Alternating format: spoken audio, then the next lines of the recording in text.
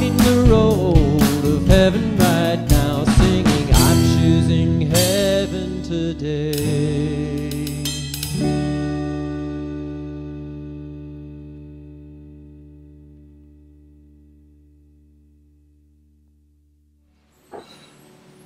Hello, I'm Tara Steele, Community Minister here at the Center. Please join me in prayer.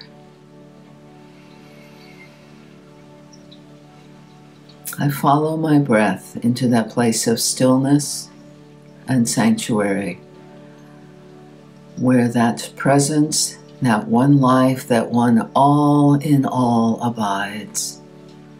It is within me and beyond me, infinite, timeless, formless, and as close as my breath. This one is expressing in, through, and as me in each and every moment. And as that is true for me, it is true for everyone hearing this prayer. Each of us is a unique and perfect expression of the divine. In this awareness, I speak my word for this service. I know the perfect unfolding of the music, the words, the message, and especially the joining together in spiritual community. I know that all who hear this celebration service receive exactly what they need, exactly what moves them along on their own perfect journey. Knowing this, I am deeply grateful for the way that Spirit unfolds. It is good and very good. I release this word into law, knowing it done. And so it is. Here is today's affirmation from our Prayers of Wisdom and Vision book. Spirit is right here in each breath I breathe. Every cell in my body is an expression of the One. Every thought I think is the creative mind expressing through me. Every beat of my heart is the rhythm of the Divine Spirit flowing through me, the animating force expressing in my life. And so it is. Good morning and welcome to the Center for Spiritual Living, Santa Rosa. I am Edward Viljoen, the Senior Minister, and I'd like to read to you a statement from one of my colleagues, Reverend Misando Hirooka, who spoke here right at the Center for Spiritual Living 2 years ago from this very lectern. He writes, just recently in the United States, we awoke to the news of the largest mass shooting since the pandemic began. As 8 people were shot and killed in 3 different locations, with 7 of those being women and 6 of those 7 being Asian American Pacific Islanders, while the motive of the shooter is still being investigated, while we understand that sexism, misogyny, and shame also played a role, this tragedy occurred on the same day that a report was released showing a 150% rise in hate crimes against Asian American Pacific Islanders, and more than 3,800 incidents in the past year alone. Fear and trauma in this community is very present right now.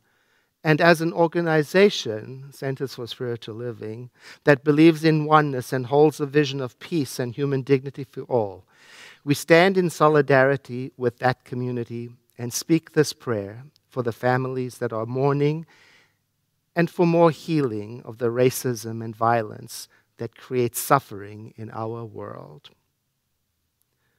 And this is the prayer that he wrote. We come to the present moment in a place of sadness and mourning, of confusion and anger, and come to know that in the midst of tragedy, in the midst of these natural responses to tragedy and violence, the presence of the living Spirit, the divine, is still fully here at the center of our being, providing a healing balm in place where both grief and healing that comes with that grief lives, moves, and has its being. We know this same healing energy is present for the families that have been directly affected by this tragedy. And we know that the love we feel for our fellow AAPI, that's the abbreviation for American, Asian, and Pacific Islanders, sisters and brothers that are experiencing the collective trauma of this incident, permeates out and surrenders and unfolds their hearts and minds. It is through this love and through the recognition of our oneness that we also stand and mourn in solidarity with them and the trauma they've experienced in the past years since the pandemic began. We hold a place of safety, of strength, and of commitment to ensuring and upholding the safety and peace of all, giving special attention to our AAPI friends right now. And it is from this space that we extend this prayer to our country and to the world, holding a place of healing from the ravages of separation, racism, misogyny, and the mindless acts that are birthed from hate and power over another. We hold a space for the collective healing that is being called forth from each one of us in the sacred time we are sharing on this planet together, allowing our hearts to build bridges of understanding, of greater awareness, and of the mending of all our relations. We know this is God's work, and so we take refuge in remembering that this healing is being supported by a power greater than ourselves with each breath, with each tear, with each rush of anger or swirl of confusion. We rest in the knowing that healing is happening within us and around us. And as we rest into that space where grief, healing are coming together and can take place at the same time, we give thanks for the heart-breaking that eventually settles into heart-opening. We give thanks for the ways in which our own hearts are able to be moved and moved into an active inspiration to stand for one another. And so, with love and heartbreak and togetherness, we say, Amen, and so it is. Thank you for being here with us this morning. Hello, and welcome to the Center for Spiritual Living, Santa Rosa Virtual Sunday Service. My name is Lawrence Edwards. I am a practitioner and a ministerial intern here at the center, and it's my honor to welcome you this morning. If you are a regular returnee or you are joining us for the first time, please know that you are welcome and thank you for joining us. You can learn more about our center by checking out our website, www.cslsr.org. Here you will find an abundance of resources of spiritual support, like upcoming classes, various support groups, specific prayers from our affirmative prayer library, and a list of loving and dedicated practitioners to support you. Our site is literally a gold mine. If you would like to contribute, sow into our vision of a healthy and loving world, you can do that on the website using the law of circulation, the donate button on our website. You can contribute also on our center's Facebook page. You can mail it in, what works for me, to our physical address at 2075 Occidental Road, Santa Rosa 95401. Again, thank you for being here. We appreciate your love and support. I invite you to settle within even more. Enjoy the gift of song, opening you to receive the message given by Reverend Viljoen. Enjoy.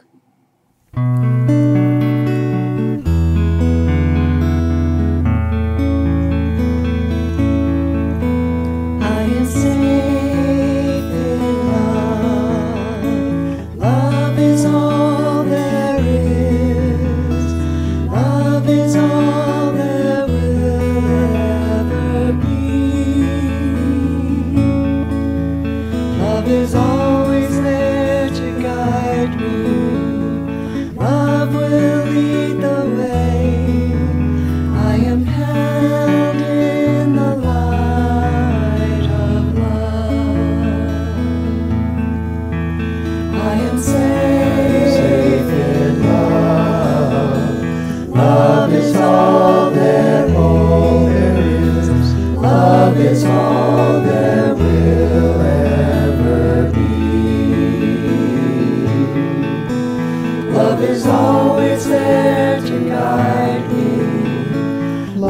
will lead the way. I am held in the light of love. You are safe in love. Love is all there is. Love is all there will ever be. Love is always there to guide you. Love will lead the way. You are held in the light of love. We are held in the light of love.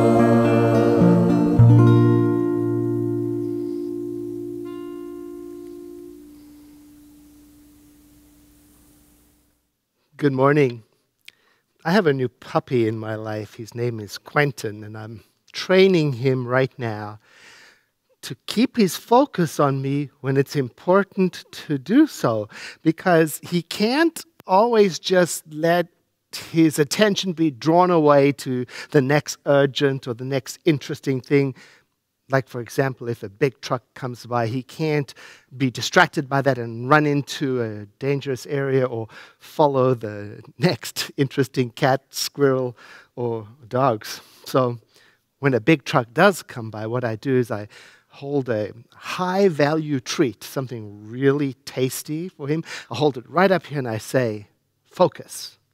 And he's learning that it is far more rewarding for him to focus than it is for him to go running off after the next cat, dog, or, well, he likes humans very much also. Now, did you know that the same technique works with adult humans? We can learn to focus intentionally on something like a quality of the divine. And when we do, we will also learn very quickly that it is more rewarding than chasing after, well, whatever it is that scares us, attracts us, disturbs us, angers us, etc. Focusing intentionally on a quality.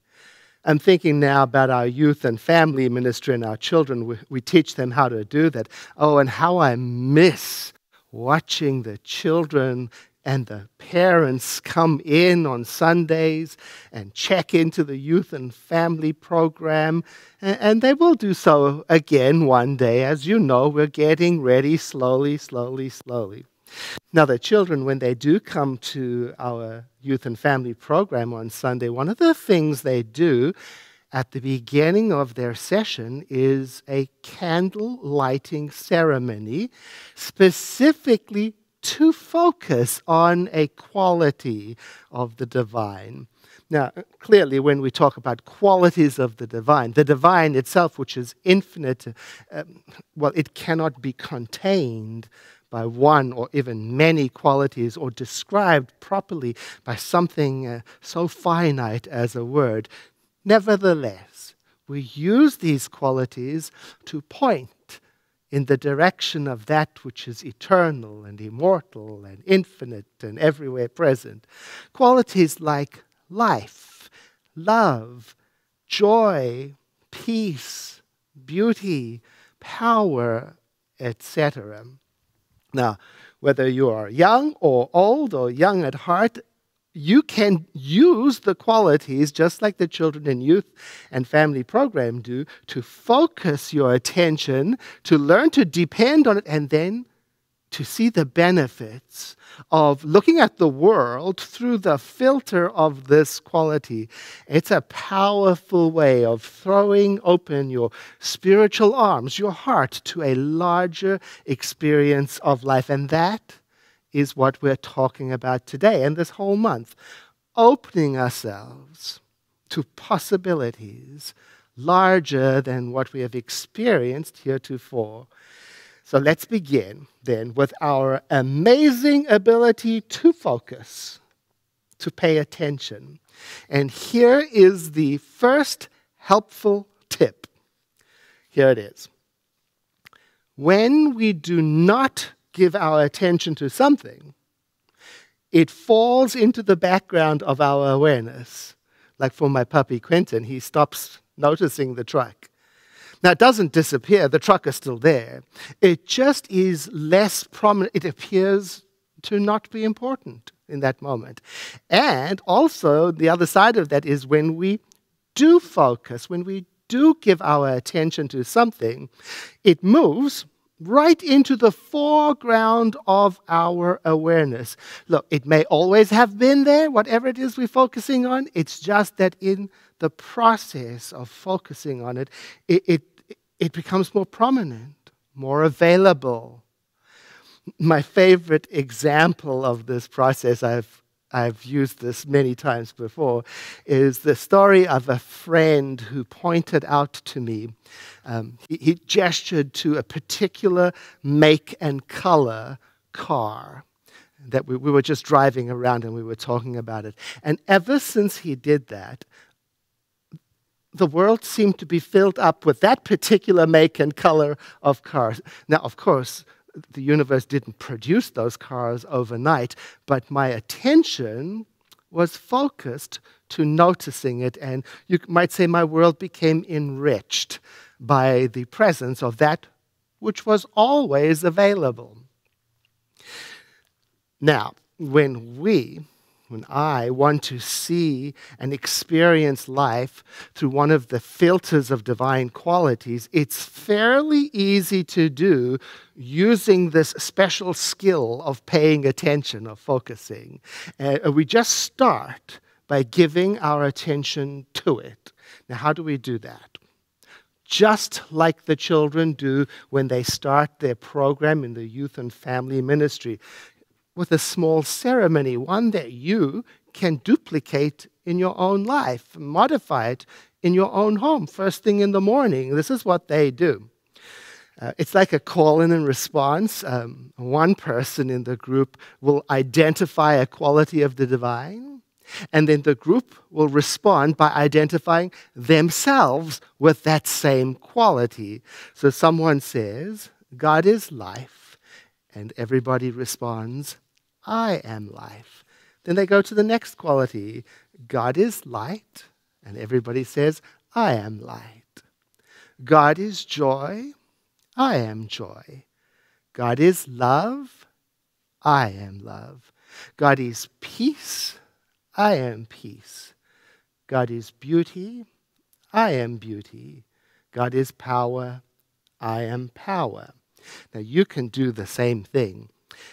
I suggest picking one quality for a day. For example, let's use the quality of love today for illustration and example.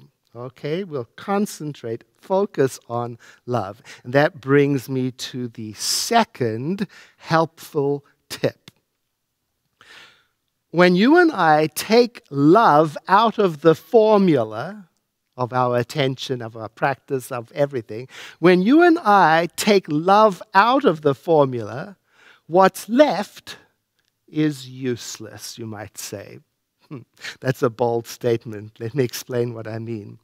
I'm going to use one of America's most prominent metaphysical teachers, Catherine Ponder. She wrote this. She's talking to us. There are those people who read self-help books and take numerous success courses who get the idea that mind power is all there is. That if they just use mind power sufficiently, everything will come their way. For a time, they may seem right, and they can even produce tremendous results through the power of thought and through using its techniques. The time usually comes, though, when they realize that mind power is not enough and they begin to spin their wheels spiritually. Because, as she explains going on, that the missing ingredient is love. And that is consistent with the teaching of our founder, Dr. Ernest Holmes, who says that we ought to develop a consciousness of love before we do anything else. You see, the teachings, well, some people take the teaching and the practices of the Center for Spiritual Living and they turn it into something that Catherine Ponder was describing, something purely mental, a mental technique, kind of like positive thinking or willpower. And you might even find people trying to remove any reference to the spiritual something that is the cause of all things. I guess they're trying to make it purely secular, a secular practice, demystifying it. And you know, it looks like this. The focus then becomes, what can I get out of life with the power of my mind, with my mind control? What can I achieve through techniques, through attracting, through affirming, through claiming, through concentrating, and so on? So let's look at that.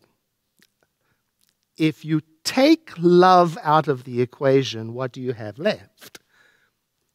What is prayer without love? What is meditation without love? What is service without love? What is affirming or claiming or attracting or anything without love? I'll tell you what it's not. It's not what we teach at the center. The center teaches that the essential ingredient to all of these practices is love, the heart connection, love.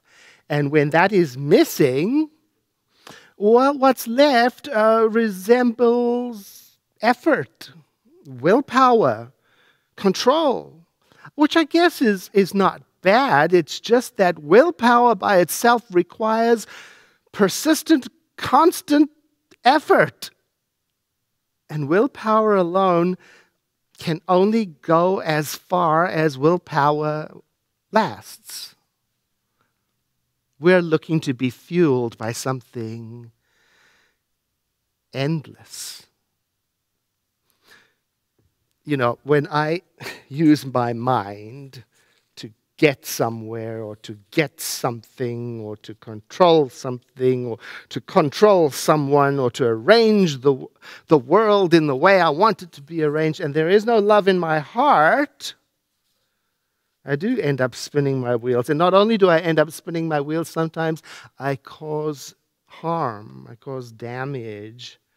You know, the mind is a wonderful thing. Your mind is a wonderful thing. My mind is a wonderful thing. It's a powerful thing. And when love is present in it, it takes on a form and a power and a shape that I would call flowing and attractive and generous and forgiving. Yes, a loving mind is attractive. Yes, it is. Try this. Do you prefer to hang out around a person who has a loving mind or a spiteful mind?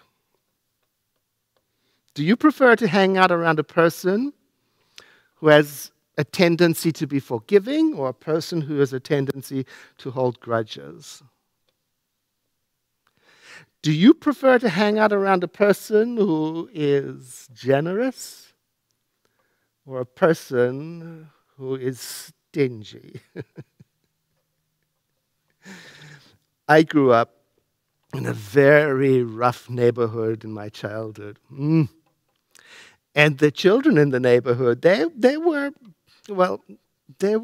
a lot to handle. They were a difficult bunch, and they all loved my grandmother. They loved to hang out with her. They liked to visit with her and talk to her. And, you know, she didn't have a fine education. She wasn't well read,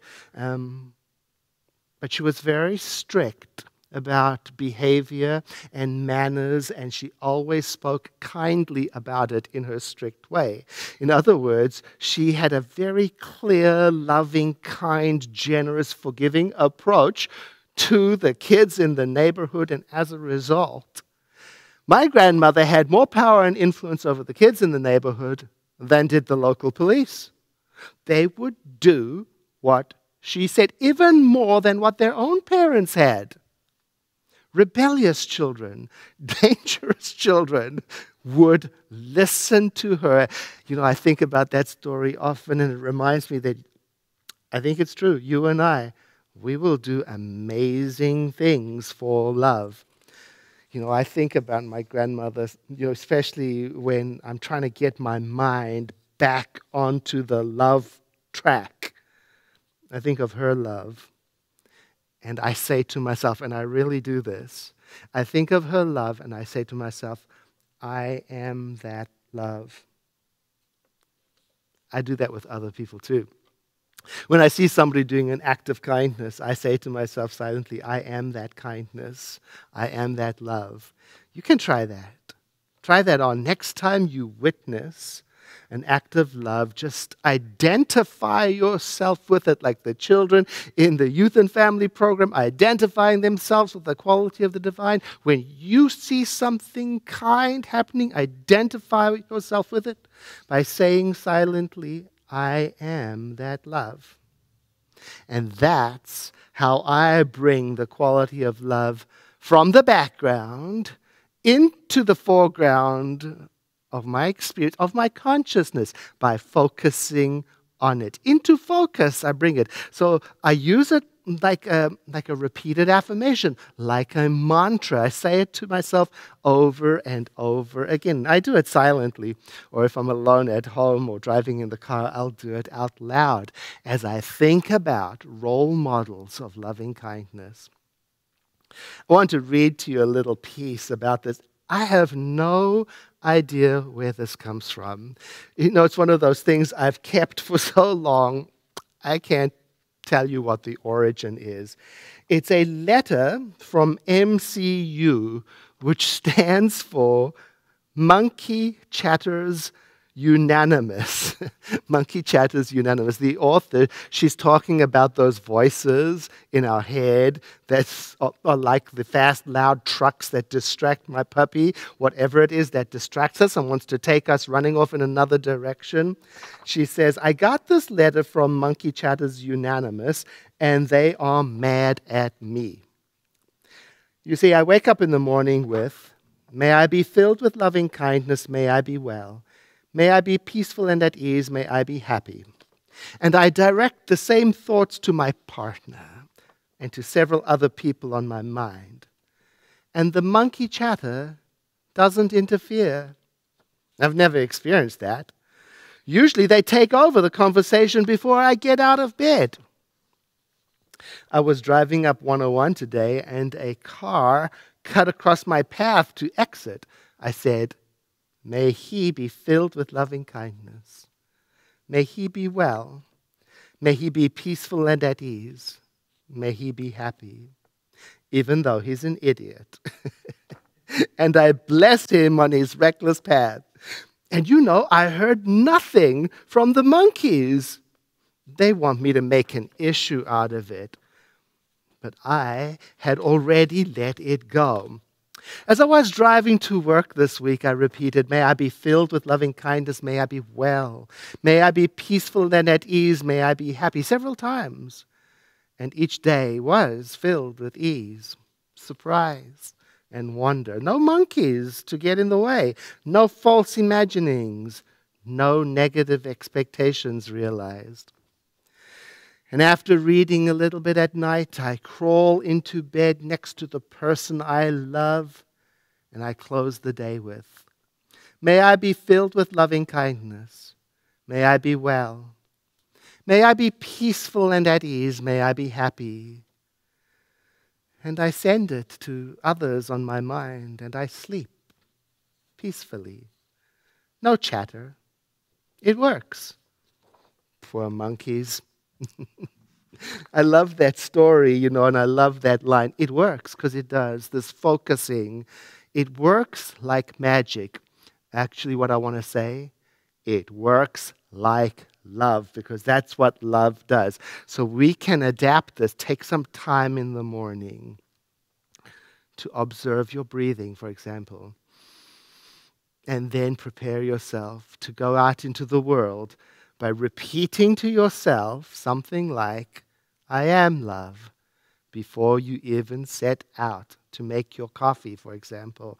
When I practice that way, when I focus on love as me, it can help me by preventing me from falling into bad habits, for example, bad habits of being too cold or too disconnected or whatever it is. When I practice by dwelling on a statement such as, I am love, it can also help me see more easily when I am out of step with my heart. Do you get out of step with your heart? I do. I go on autopilot. I start chasing the truck. I start chasing the cat, the dog, the squirrel, and my mind gets tight. I was talking to a friend, and we had a friend in common. Now, this friend in common, I had become estranged from, and so I was talking about this third party to my friend, and I noticed my mind was very rigid, and I was getting indignant talking about her and explaining the situation. And at the end of it, the person I was talking to, my friend, said, it's funny that you should speak about her like that, because when she speaks about you, she has only wonderful things to say. And I had to pause for a moment, and when I heard that, I realized I had stopped focusing on that which I wanted to be my filter. I had strayed from my path. I had started chasing. I had listened to monkeys, whatever you want to say, because that phrase, I am love, was no longer in focus in my awareness. It was somewhere in the background. And because it was in the background, it became okay for me to talk in an unkind way. So the first helpful tip was what we focus on grows. The second helpful tip was the essential ingredient is love. And the third helpful tip is a little goes a long way. Have you ever noticed how even small criticisms have the power to really mess up relationships?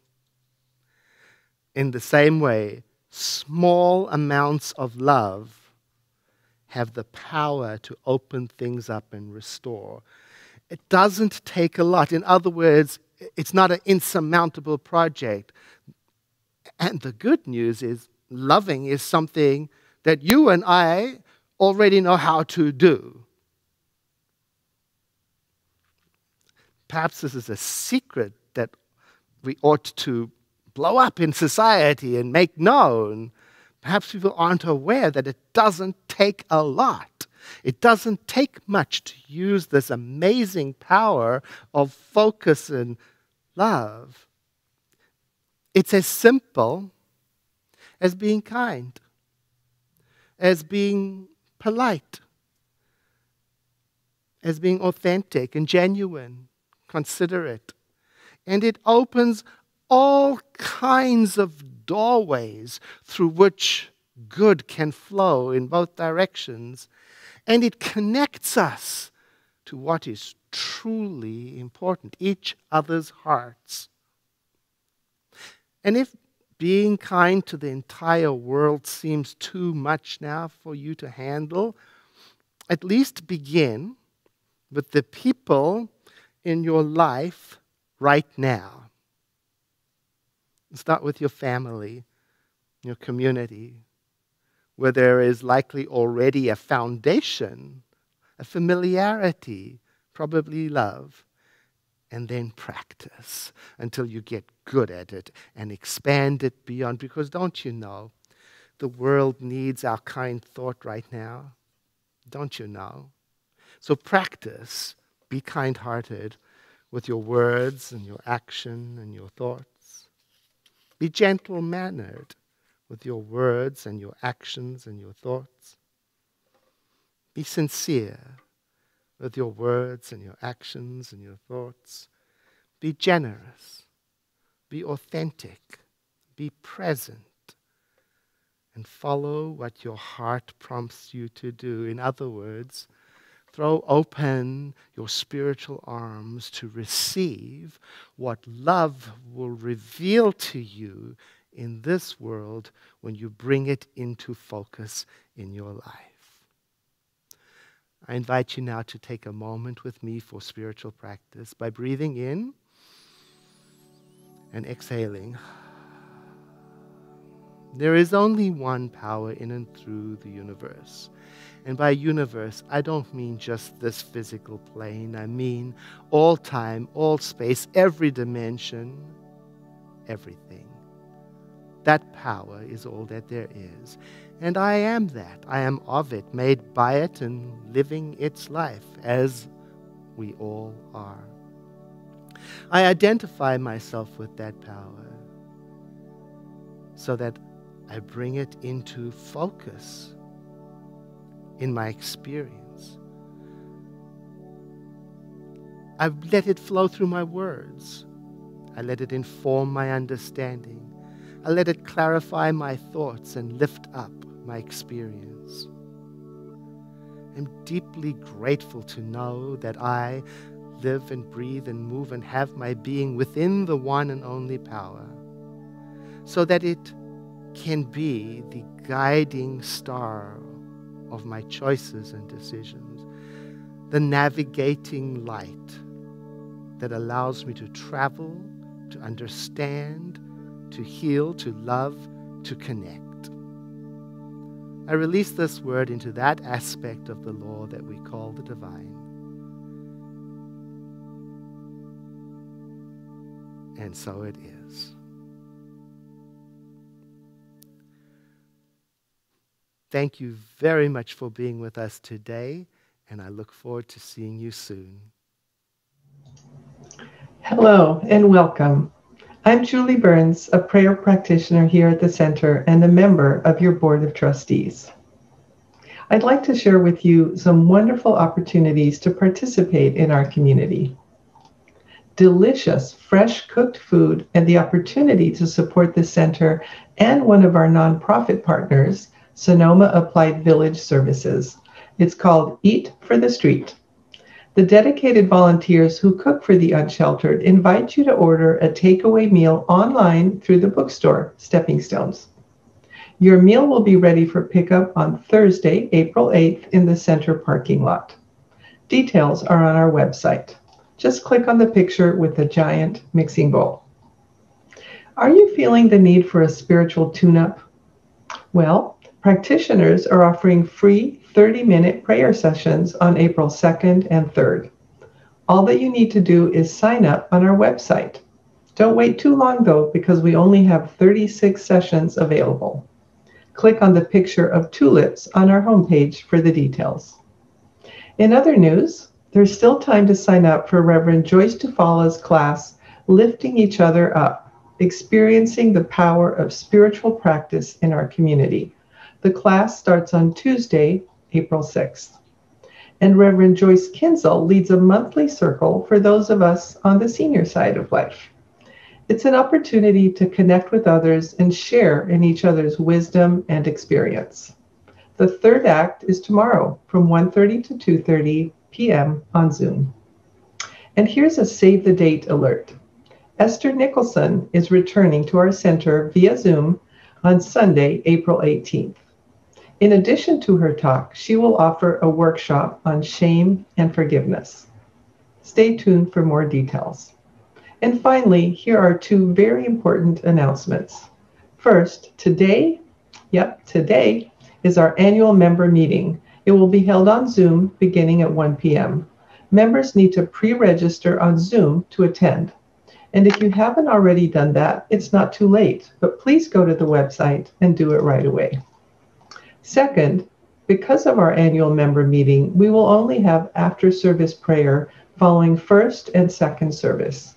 There will be no after-service prayer following today's broadcast of the third service. That's it for now. Thank you so much for your presence. It means the world to us. Have a beautiful day. Good morning. I'm Kathy Galvin, a prayer practitioner here at the Center. One of the best kept secrets here at the Center is that we prayer practitioners are also trained and experienced in providing spiritual coaching. This is different from the 5-minute prayers after service.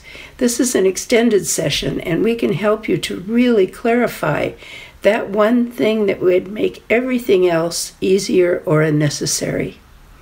Once we identify it, we hand it over to Spirit with an affirmative prayer that makes it so. Like other professionals, we charge a fee, but not this time. This event is our gift to you. See the CSL Santa Rosa website homepage for easy sign-up instructions for a Zoom appointment on Friday or Saturday, April 2nd or 3rd at 1, 2, or 3 in the afternoon. I'm Kathy Galvin, and I approve this message. Hello, Reverend Joyce DeFala here. And during this time when we haven't been able to be together at the Center, I've been thinking a lot about the very important role of spiritual community in our individual practice. It's true that a lot of us like to think of ourselves as independent thinkers on our own unique spiritual path. And yet there is an aspect of spiritual development that we can only get by being in connection with others. In fact, in Buddhism, it's taught that spiritual community is as important as spiritual study and practice. If you'd like to take a closer look at how you can deepen your spiritual practice by being with other people, come join me for Lifting Each Other Up, Spiritual Community as Spiritual Practice, starting Tuesday, April 6th. Everything I need to know about what lies before me. Everything I need to know about what lies before me is available to me, through the mind of God within me. Everything I need to know about what lies before me. Everything I need to know about what lies before me is available to me, through the mind of God within me. Everything we need to know about what lies before us. Everything we need to know about what lies before us is available to us, through the mind of God within us. Everything I need to know about what lies before me.